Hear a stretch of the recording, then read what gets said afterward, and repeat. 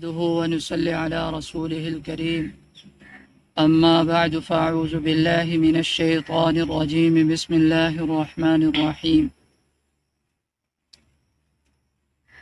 جب کوئی آدمی کسی قوم کو لوگوں کو واعظ و نصیحت کر رہا ہو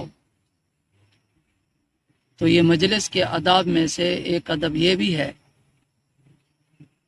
کہ واعظ تقریر کرنے والا کوئی واعظ کر رہا ہے، لوگوں کو نصیحت کر رہا ہے، یا کوئی بھی دینی یا دنیاوی کام کے اندر کوئی بھی آدمی مشغول ہے،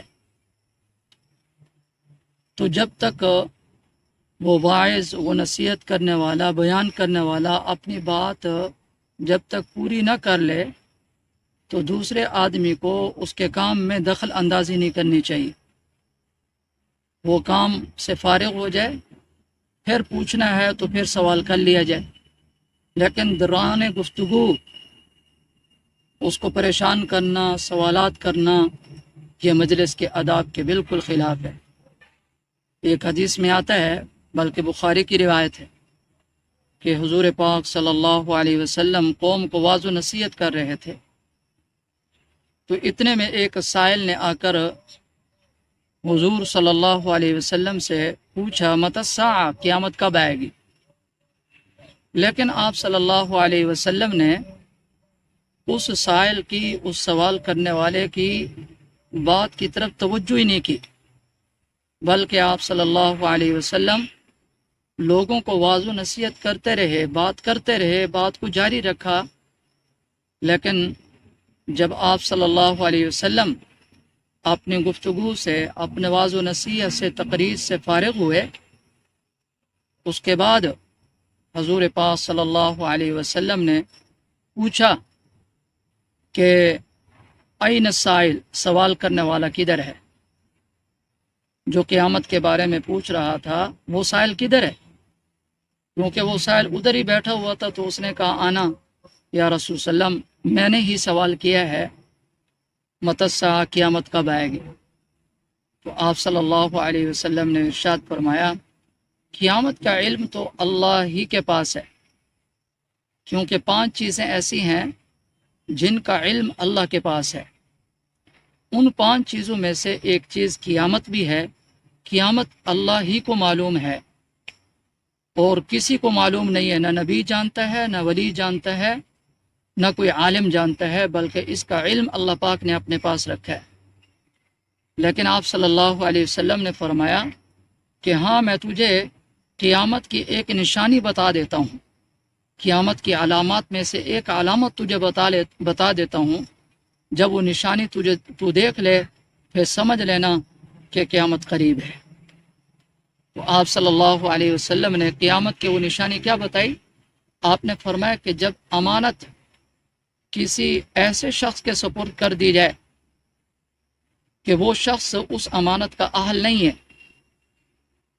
تو آپ نے فرمایا فانتظر الساعہ، پھر قیامت کا انتظار کرو۔ تو اس لیے اگر کوئی ایسا کام کسی ایسے انسان کے سپرد کر دیا جاتا ہے جو اس کا اہل نہیں ہے، مثلا حکومت ہے، سلطنت ہے، تو اگر کسی نااہل کے سپرد کریں گے تو وہ آپ خود بتائیں کہ سلطنت کا، حکومت کا وہ کیا کرے گا؟ اس نے بیڑا غرق کرنا ہے اور پھر سارا نظام خراب ہوگا۔ اسی طرح اگر دینی معاملات کو بھی اگر کسی نااہل کے سپرد کریں گے تو پھر آپ خود اندازہ کریں کہ اس دین کے اندر کتنی بدنظمی آئے گی، دینی معاملات کتنے خراب ہوں گے۔ جب دینی معاملات کے اندر بدنظمی آتی ہے تو پھر معاشرے کے اندر بددینی آتی ہے، جب بددینی پھیلتی ہے معاشرے کے اندر تو پھر قیامت کا انتظار کرنا چاہیے۔ اس لیے آپ نے فرمایا کہ جب امانت کیا ہو جائے، ضائع ہو جائے، کسی نااہل کے سپرد کر دی جائے، پھر فانتظر الساعہ، قیامت کا انتظار کرو۔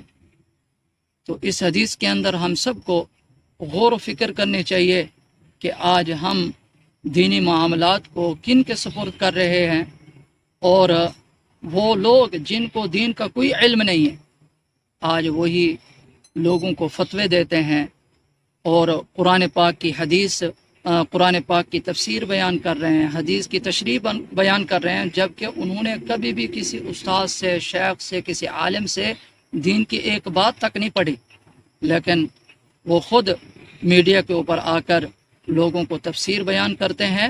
تو جب لوگ ان کی تفسیروں کو سنتے ہیں تو پھر کیا ہوتا ہے، پھر گمراہی آئے گی۔